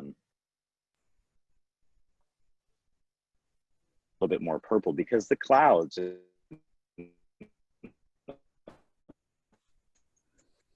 fog, because of this really warm radiant, a little bit purple. And I really wanted to kind of bring that color down into the landscape to make it more harmonious. So the golds are repeated in the foreground in the color of these rocks, and that's natural. The blues are sort of reflected into the flowers in the foreground. So a lot of color going on here that sort of reflects up and below and above the horizon. Is that the last one? That is the last cool. One. Yes. Cool. So if I have any time for questions, I'll happily answer some. Yeah, let me go ahead and take a look and see what's coming in the Q&A, sir. Let me take a look. I'm going to be going into depth on all of this stuff: shaping light, dodging and burning with color to create separation, to create harmonious colors. So you guys will get to see a lot more of that in depth. Yeah, every one of us will be going, like, obviously way down each of our respective rabbit holes during the class, and you're going to get a ton more of detailed information. A couple questions, Josh. How do you merge your multiple exposures? From Sarah. Well, I typically use luminosity masks. It's very, very easy to target a specific tonal range, and it's very easy to manipulate those selections so that you can get a very, very precise blend without having to use any quick selection tools or free hand painting. Typically luminosity masks, but I'll also converge those with color channel selections or color range selections. Great, right. Carrie said, wow, your images are very dramatic, so dramatic. Do you use a special device for shooting lightning? I do not. That was just kind of luck. It was actually a very terrifying experience that cost me a very expensive lens. But typically when I'm shooting lightning, I will reduce my exposure and try to drag my shutter for long periods of time so that over the course of 20 or 30 frames consecutively, I may have captured a few different lightning bolts so that I can kind of blend them back together to get the feeling of the entire experience of me photographing that scene. Right. Excellent. Yeah. John, I can actually answer this one for you. John Kaplis asked, where in New Mexico was the lightning image taken? Bisty? Yes, it was taken somewhere. Bisty. Yep. Bisty. Okay. Last question. Sort of a philosophical question, I would say. Your images almost look like fantastical. Make sure I'm reading this correctly. Where do you draw the line between your images looking more realistic to wading into more fantasy? So I actually don't. I have never looked at photography as something to document a particular moment in time. I've always, from the very beginning, looked at photography as a way to capture an experience. So from the very beginning of my photography, I was trying to figure out how to capture a place in a unique way or shoot it in a unique way that did that, instead of just, you know, a finite moment in time like a documentary style photographer would. So right. I don't really have that line. Okay, great answer, man. And then one last question. Sarah asked, will you be going into detail on luminosity blending in the upcoming workshop? It will definitely be part of what I'm doing. I won't cover luminosity masks specifically or in depth, but I will use them in my dodging and burning stuff. It's the best way to guide and be very, very localized with selections and adjustments. Yeah, 100% agreed. Okay. Josh, thank you very much. Beautiful landscapes, my friend. Thank you. All right. I will finish this off with some examples here of images. I'll start off with, let me bring it up, this photograph that I took just recently in Badlands National Park. I had the pleasure of spending 2.5 weeks exploring Badlands, which is one of those magical parks for me because it's not as iconic as a lot of the other Western parks, and it isn't on the radar of many photographers, I think. There's nothing grandly iconic there. There's a few images that you can see from overlooks, but the beautiful thing about exploring Badlands is you get to literally just wander out into the Badlands and look for your own unique compositions. Like most landscape photographers, I tend to do the majority of my big landscape work at the edge of light, you know, during sunrise and sunset, twilight, the blue hour, even into the night. This particular image was captured after a pretty deep hike into the wilderness, and I had scouted out what I thought was a really amazing foreground that had a lot of great texture, lots of great lines that help to move the viewer's eye deeper into the image, and then a good mid and a good background. I also like the way that the clouds were mimicking the symmetry in the foreground mound. This is something that I always try to pay very close attention to when I'm photographing my grand landscapes, is to create that symmetrical balance between the land and the sky whenever I can, to sort of really tie the image together. And then always looking for counterpoint elements to sort of break that up and add energy back into the image. Like Josh was saying in his presentation, I tend to set my white balance manually using either the Kelvin temperature adjustment or using sort of a very specific white balance where I'll change the hue of the colors around in the image, because I like to see what I'm getting when I'm shooting. That will sort of inform the way that I compose the image. And I may do on any given shot several different white balances, sometimes one for the sky, sometimes one for the foreground element, sometimes even one for the shadows or the midgrounds or the highlights, knowing that I'm thinking about when I'm shooting the photograph, how I'm going to blend those different colors together to give the image a much more dynamic color palette all the way through. So I'm going to show you guys the finished image from this shot in the Badlands. Okay, so you can see coming right out of camera, it is extremely flat image, but I wanted to inject all of that energy and power into my photograph. So this is a blend of 3 different white balances to get a different tone in the foreground, the midground, and then of course the sky, trying to preserve naturally what is there in this sort of shale and mud deposits in the Badlands, especially with those beautiful strips of red that come through in the midground and into the background. I also do a fair amount of painting with light, which I also dodging and burning in my workflow to create greater depth and three-dimensional lighting in the image. I want to create a lot of energy. I want to create a very three-dimensional space for the viewer. This is something that we work on as landscape photographers when we're working with a two-dimensional medium. And we, of course, all see things in the three-dimensional real world. I try to convey some of that into my images, and I do that mostly through processing. Processing, selection of light when I'm taking the photograph, and composition, of course. I do all of my work in Lightroom and Photoshop. I don't use a lot of plugins in my workflow. The only thing that I would consider a plugin that I use are the Tony Kuiper luminosity masks, which I use to make very specific luminosity selections for when I'm blending my exposures together, or when I'm doing my dodging and burning, or my painting with color in my images. So let's take a look at another example. This is a shot overlooking the Capitol Dome section of Capitol Reef National Park in southern Utah. Once again, another really favorite park of mine and location of mine to photograph, and simply because it's not as crowded as some of the other big 5 national parks in southern Utah, like Zion, the Grand Canyon, Bryce, Arches, and Canyonlands, for example. For some reason, Capitol Reef doesn't get as much visitation, although I feel like that's probably going to be changing because a little area right down the street from it has become super popular in the last few years. But anyway, this was a photograph that I took pre-sunrise in the winter. Obviously, you can see there's snow blanketing the ground of these beautiful lenticular clouds that were blooming in the west. This is a favorite situation of mine for shooting in this sort of beautiful soft light.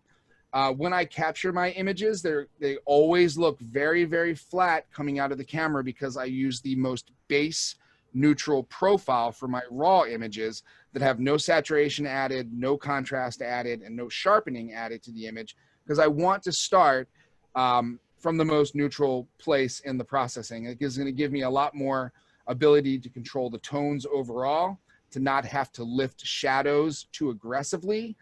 By the way, when you start to lift your shadows and your dark tones very aggressively in post, you're going to see a degradation in the image, along with, in the form of grain or noise. And then doing too much in the way of highlight recovery in the sky can bring out a lot of banding in those areas. I print a lot of my photographs, so I'm always thinking about the printed result of the image and what the printer can handle and what it cannot handle in processing. So it's very important for me to take the image at the most neutral point as far as the tonality is concerned, and then I can work it into something like this. Okay, so I've done a little bit of lens correction adjustments in Photoshop with perspective warping to stand the background up a little bit and to make it look a little more natural to how the eye sees it. When you're shooting a lot of images with wide angle lenses, your background is going to get very small, and of course your foreground is going to become much larger. So that forced perspective is a really beautiful thing, and you can use it creatively in your landscape photography. But a lot of times when you're photographing things, your subject matter in the background, whether it's a mountain range or a tree or whatever it may be, can shrink to become very small. So using some of those perspective warp and warping tools through the transform function or feature in Photoshop allows you to bring back your backgrounds to what it would look normally to the eye when you're standing there and viewing the scene. And I use a lot of very specific adjustments in my development. So for this image, for example, in post, I didn't bracket any images in the field. I didn't even bracket for white balance. I took a single image with a daylight white balance. I knew that a daylight white balance would not only preserve some warmth in the tonality of the landscape and in the sky, but it would also preserve some of the blue tones in the sky. And I wanted that warm, cool combination to come through in the image. So in Lightroom, and you can do this in the Adobe RAW converter, the ACR converter as well, by the way. I made a couple virtual copies, and I changed the white balance for the sky, and I changed the white balance for the landscape, and I changed the white balance for the shadows and the snow, and then did a little bit more processing for each targeted area in that group individually, and then took all 3 or 4 of those images into Photoshop and selectively blended them together using layers and masks to get that sort of mix of beautiful color and dynamic color all the way through the image. So that is one thing that I'm always thinking about when I'm out in nature and when I'm out shooting, is when I'm taking a photograph of something that I really love and I think is going to be really good, I'm also thinking about how I'm probably going to process the photograph when I get it back onto the computer. And that right there, that sort of pre-visualization, that thought process that runs all the way from planning to capture to post-processing, allows me to make certain decisions when I'm shooting, whether I need to, do I need to focus stack the image to get, you know, a greater depth of field? Do I need to shoot at different white balance settings to put the image together to create more color harmony in the end? Do I need to use a filter? And if I use this filter, what are the, you know, advantages of it? What are the disadvantages of it? Things of that nature. Here's another shot from out west. This is in the Eastern Sierra of California. So that is a beautiful area along the Sierra Nevada mountains that sort of sits in between Death Valley National Park and that mountain range that runs from above Yosemite all the way down the spine in California to Southern California. That's a beautiful area of high basin desert, Great Basin desert, and it has these lovely areas of riparian forest here, like with mixed cottonwoods and rabbit brush and sage. And this is one of my favorite locations in the US to photograph in the winter. The color palette of these locations along these creeks in the Eastern Sierra and in parts of Southern Utah and other parts of the desert Southwest as well, really take on this beautiful mixed color palette in the winter time, much more beautiful than it does even in the summer or the fall. Now, what you're seeing in this shot is a little bit of fall color that's still barely hanging on to the cottonwood trees, and it's providing that little mix of warmth in the image. But I also like how the trees are becoming bare, so you're getting that beautiful structure of all the limbs and all the branches, and so the image has a lot of texture. It has a lot of color, has a lot of texture, which is helping to give this two-dimensional subject a little bit more depth.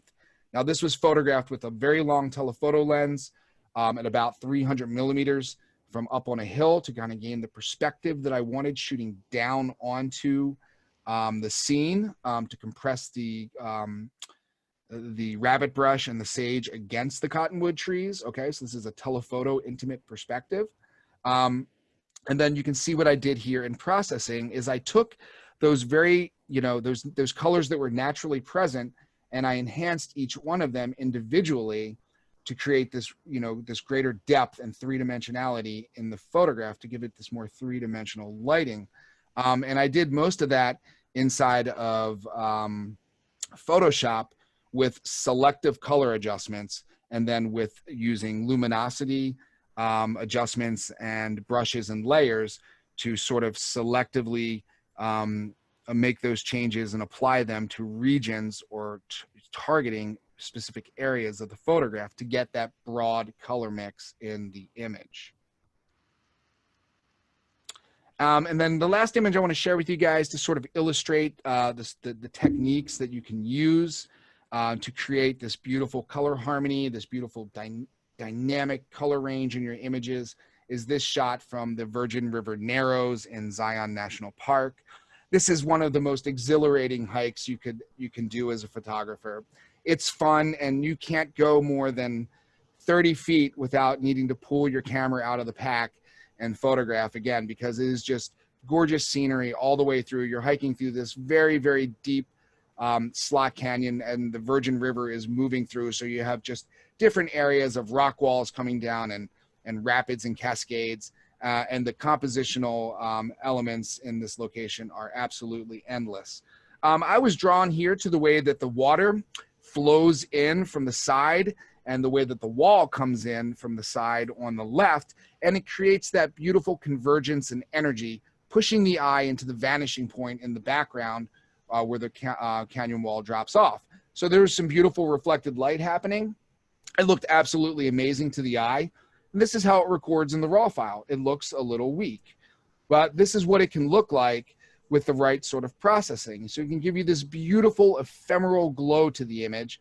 And what I've done here in Lightroom is I've created 2 virtual copies and worked with 2 different white balances and a little bit split toning on one, no split toning on the other, and then worked out the tonality for each image inside of the raw converter. So for instance, on the camera or on the canyon walls, those get a little warmer. The background gets even warmer, it gets a little brighter. The stream here gets more of a bluish white balance to maintain that color relationship between warm and cool, which creates a lot of energy in the image and a juxtaposition in the color. And then once the images were sort of worked out individually for the color balance and sort of working the tones and the contrast around, they were brought into Photoshop, they were combined, and then I did some finishing touches on the shot with selective color, adding a painting with a little bit of light at the top to add that glow that's coming down, and then even more dodging and burning to bring out the fingers in the water to once again use my processing skills to help create that visual flow, create that movement in the image that creates that energy, and it gets the eye of the viewer traveling through the photograph and feeling really, really good about the experience. So this is all the kind of stuff that I'll be talking about in my upcoming course that I'm going to be doing with Jay and the rest of all the marvelous folks on this panel. You would probably need to have a pretty good understanding of Lightroom and how to at least work with the basics of masks and brushes in Photoshop. But it's going to be a really fantastic class, and I hope that you guys can join me on it if anyone's interested. If there's any Q&As, I'll take a look through them right now. There's a bunch. Oh, really? Of course. A number of them about the 3 different white balances. Could you have done one exposure and adjusted in layers in Photoshop rather than 3 different ones in a different white balance? Mark's asking that. Yeah, maybe, Mark, possibly, but you'll have a little bit more control over it if you do the different white balances or do some of the different color tonal work on the raw files before you bring them together. I always tend to prefer to do the majority of my big lifting work on the raw images because I simply have more data to push around in the raw format and it's more forgiving, and then blend those together inside of Photoshop, and it gives me just a cleaner look that prints much better. So that's my preference for doing it. Mark asked, how do you do 3 white balances on 3 separate exposures? Well, I'm simply doing the 3 different white balances in camera, Mark, or you can take a single exposed image and create in Lightroom a couple virtual copies where you can change the white balance for each one of those virtual copies, and then you take all of those images, bring them into Photoshop, and selectively blend them together. What millimeter lens do you use for such pics? So I use a variety of lenses, Gene, everything up from a 14 millimeter up to about a 400 millimeter. The majority of my grand landscapes are taken with a Nikon 14 to 24 millimeter. I love that lens. It's very sharp. And the other lens that I use probably the other half of the time, more times than not, is a 70 to 200 millimeter lens. And that I use that for isolating vignettes and doing more intimate takes on the landscape. Audrey asked, did I use a polarizer on the Zion shot and the waterfall? Yes, I did use a circular polarizer for the shot in Zion. I took a little bit of glare off some of the wet rocks on the canyon wall to the left and improved the color saturation a bit. Sometimes I want to keep the glare in my landscape images because it can add a nice touch. So I will oftentimes shoot several images at full polarization, maybe half polarization and with no polarization, and then blend them together. How do you figure out the correct white balance for each different part of the scene? Well, there's no such thing, I would say, as the correct white balance for these types of images. I'm simply going off of what looks good. So I'm setting a white balance for the sky, and then I'm setting a white balance for the landscape, and I'm watching it in live view to see how it looks, making sure that I'm checking the histogram and I'm not clipping tones, and then I'm selectively blending them together. Now, the great thing is, because I'm shooting raw files, when I get those different images with different white balances back on the computer, I can make minor changes to each one to get all of those colors to perfectly blend together. Okay, I think that was it for my Q&A. And what I'm going to do now, guys, because we are almost at 8 o'clock, is I'm going to turn it back onto the view of all of us. And Jay, before we log out and say our goodbyes, would you like to just tell everyone about the upcoming workshop and where they can find information about that? I posted several times a link about the upcoming workshop, but I think what we're going to do is everybody's asking us about our contact information. So Joe, if you have you have all the email addresses of everybody, we should be able to either individually send you guys contact information, or we'll send it to Joe, and he'll put all of this together and send it out. Again, the workshop can be found on Visual Wilderness on special offers page. It's live right now. There are already people signing up, and we do have limited amount of seating. We had almost 750 participants sign up. Our seating is limited to less than 100 per workshop. So if you're interested, please go sign up as soon as possible. And we hope to see most of you there. Great. Hey, guys, thank you so much. I'll just say one more thing. I did record this live, so I will get that over to you, Jay. I will also draft an email to everyone that signed up for the webinar. And if everyone could just send me their web addresses and social links, I will copy and put those into the thank you email. And then Jay, once you get the video finished and up on Visual Wilderness, I'll send everyone that registered a link so they can view the webinar later.